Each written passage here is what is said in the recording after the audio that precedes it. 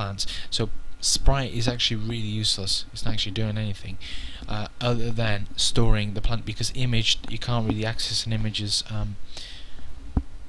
place in the map. So you can't go, oh, where's the image on the x-axis? You can't do that. You can do it with the sprite, but you can't do it with an image. Not that I know of. I could be wrong, but I don't think so. X times tile size x. Actually, I've got this here. I know what I'm doing this for. Being a noob. So just do this. Copy what you've got there. Close that. Actually, you need to say what image you want there.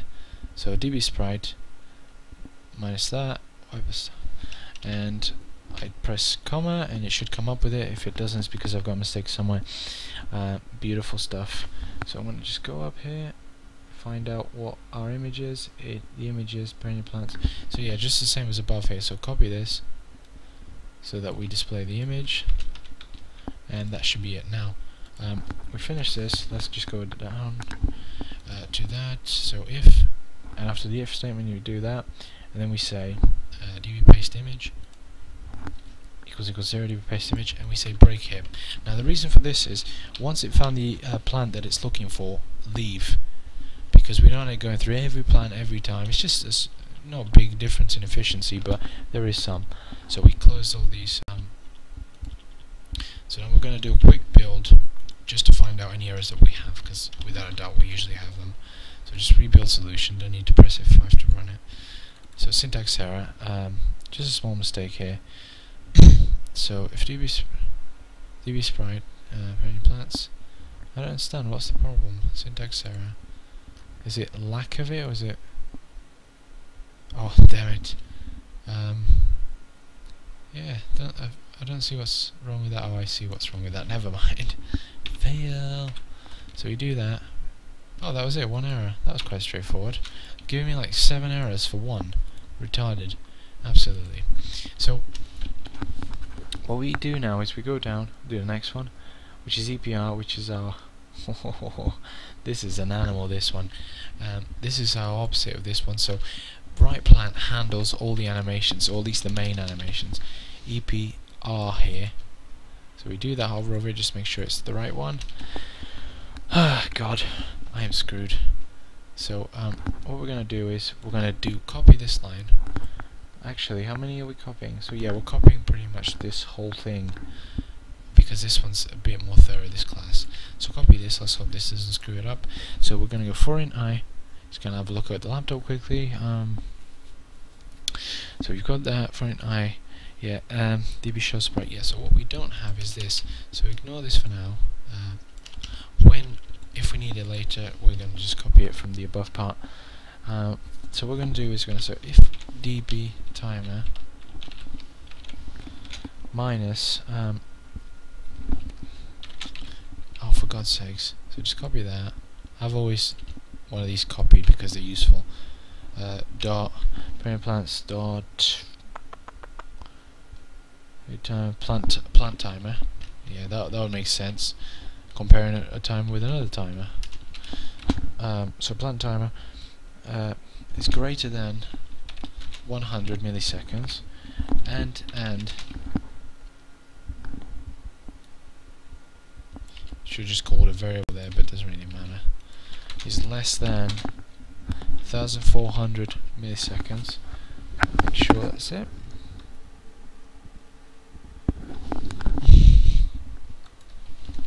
What we do here.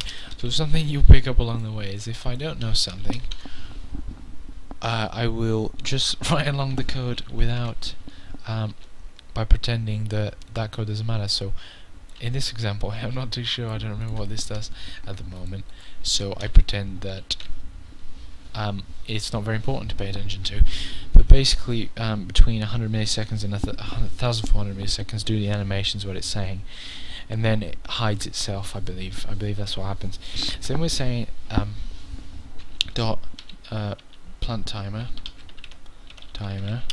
equals db timer. So reset the timer every time it does a loop. Alright. Plant timer. Yep, that seems fair to me. And then we say if dot too close. Now too close is something I'll show you in a minute equals true. This is what we use to figure out if the plant is, if Mario is too close to the plant or not. And period plant start dot plant anim equals 0. So it's saying once the plant has reached the bottom, right, and if Mario is close to them, then keep it there. So what we're going to do here is we're going to say period plants dot plant loop timer, there it is, loop timer equals db timer. So what this does is it keeps spamming the timer, it keeps resetting it, forcing the plant to stay down and not come up until he is no longer too close. Alright, and this allows Mario to walk all over the plant for as long as he likes without the plant coming out and killing him. Although I guess if you try and screw people, you take that off and you'll have to get by somehow.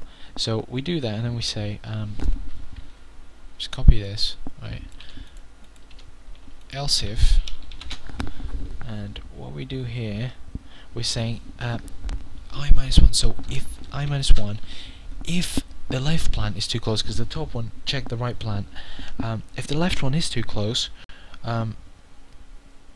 and the plant anim, we use the same one because this one manages the main animations.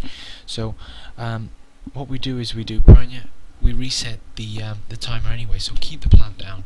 Pretty much the same happens. So because we have the plants divided into 2 different tiles, we have to do that. So it's saying else, if neither of these things happen, then things are good. That means we want the plant to keep doing what it's doing. So else piranha, just copy, oh for God's sakes, just copy that as usual, dot plant anim ++, so just increase the animation, keep going with it. And then finally what we're saying here is, this is something fairly cool, if dot plant anim, so we're saying if the animation equals 5, this is something I checked out myself, or, so let's just do that again, so we need a couple of these, or let's do that, it's in fact 4 I believe, or and or. So what we have is if it equals 5, 10, now I'll explain to you the reason for that in a second. 5, 10, is that 15? Let's have a check. 15 and 25. Yeah, so 15 and 25. So the reason for this is so we can play, right? Because I was looking at the plant animation and checking which at which frame it did what. So every time it closes its mouth, so 5, 10, 15 or 25, basically we wanted to play a sound, so doing the crunching sound, not crunching, but you know when they snap their jaws together, we wanted to do that sound, but we only want that to happen if the plant's distance, if the plant's distance to Mario is less than 500. So if Mario is at the beginning of the map and the plant's at the end, we don't want to be hearing that stupid sound. We want to be hearing it when we're close to the plant, close enough to see it. And then we say db play sound, play sound, and we play it, it's called s plant, it's a big P, small p, plant crunch. So that's the sound of the plant. So this is a fairly cool thing, I think. And then we do that, and then we say here if, so we just do that, dot plant anim equals 30, which is I believe the final animation. Yeah, it is the final animation. Parent plant side dot plant anim equals 0, so reset the animation, start it all from beginning, and dot plant loop timer. So every time it goes down, we want it to wait there about a second. Alright, we want it to wait about a second down there, so I'm just going to check something. Yeah, I made a mistake here, good thing I noticed this. So this is wrong, this should be plant loop timer. Yeah, so plant timer, that's why it's that, because we're saying if, let's have a read at this quickly, plant loop timer. Basically what we're doing here is we're saying if the plant is less than, oh shit, sorry, it's greater than, that's what was confusing me. So we're saying every time the plant goes down at the bottom, we want it to wait 1.4 seconds to come back up again. Now, by doing that, we're giving Mario a bit of time in case he wasn't close to the plant, so he just ran straight past. Maybe he gets lucky, he gets past, or he comes up and kills him.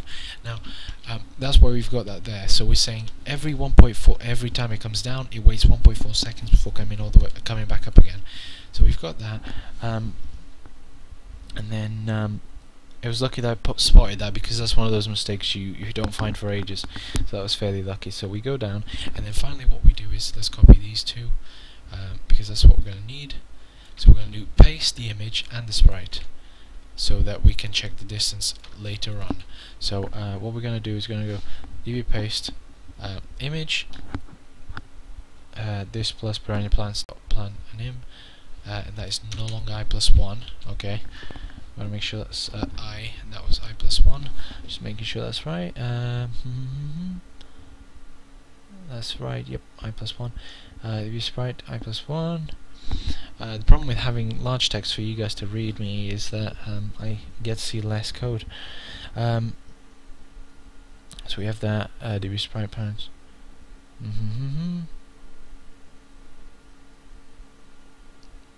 Just reading this. Take a little pause here, by the way.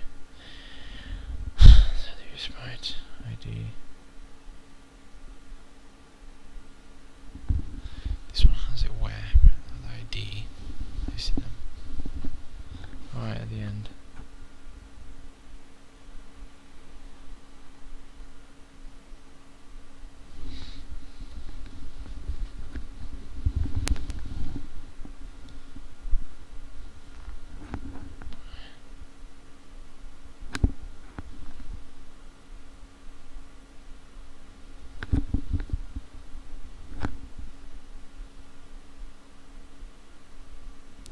Okay, so yeah, sorry, so I was just making sure. So all you need to delete is really just this and any +1s anyway. So I don't think there's any more.